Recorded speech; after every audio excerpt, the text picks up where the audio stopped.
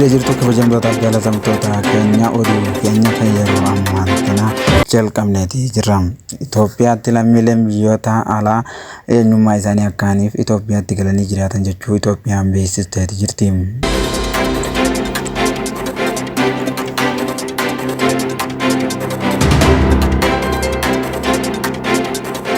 Oduu keenya kan lammaffaadhaan immoo hongee akkaan hammaatee jiruun Harargee lamaan keessatti midhaan akkuma facaasaniin goggogee xoolaqaadhaa jiraachuu isaatiitu dhaga'ama.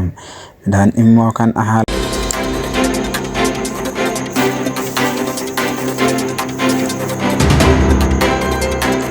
amma immoo gara oduu bal'inaa keenyaatti wayita dabarutti paarlaamaan Itoophiyaa guyyaa har'aan tanaa walii galtee ajaa'ibsiisoo ta'e mul'iseeti jira. Lammiileen biyyoota alaa jiraatanii immoo biyya keessattis jireenya isaanii akkaaniif jiraatan jechuus beeksisaniiti jiran.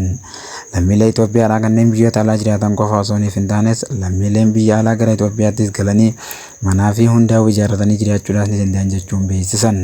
Haaluma kanaanis immoo paarlaamaan guyyaa har'aan tanaa murtee dabarse kana irrattis hashara magariisa irrattis bobba'anii Itoophiyaa keessatti immoo haala isheetii fi ittiin hojjechuus danda'an jechuun maallaqaa fi hundaa'uu qopheessuun isaanii dhaga'ame. Itoophiyaan kan lammiilee isiidhaa biyyoota alaa isiitti yaasaadhaa jirtu lammiilee biyyoota alaa akkaan gara biyya keessaatti akkaaniif galan godhaadhaati jirti. Yeroo ammaa kana immoo lammiileen biyyoota alaa gara biyya Itoophiyaatti akka deemaa jiranii mul'ata. Namoonni immoo biyya alaatirraa gara Itoophiyaadhaatti as galaadhaa jiran kunneen jaarsaaf jaartii ta'uu isaaniitis ni himama.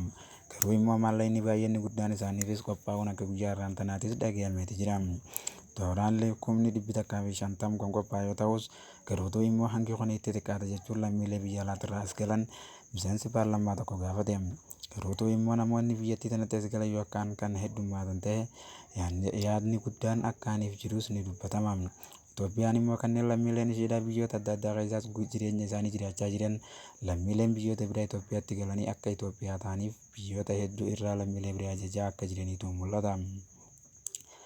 Oduu keenya kanarratti immoo wayitaaniif deebinu gara oduu keenya kaanittis hongeen akkaan hammaachuudhaan godina Harargee bahaa aanaa Mayyuu Mulluqqee fi akkasumas godina Harargee lixaa aanaalee akka Yaanoo Daaroo Labuu aanaalee tokko tokko keessatti hongeen hammaateeti jira. Akka godina Harargee lixaa kana keessatti hongeen kun hammaatee jechuudhaan dubbachaa jiranitti har'aan tana immoo caamsaan akkaan hammaachuun roobni dhabamuu irraa kan ka'een jireenyi biyyattiidhatti akkaan hammaateeti jira jechuun dubbachaati jiran. Yeroo darbeefis Itoophiyaan immoo kan rooba addeelaatis hin argatin ammaaf immoo hawaasni keenya hongeedhaan akkaan miidhamaa akkaaniif jiraniitu mul'ata.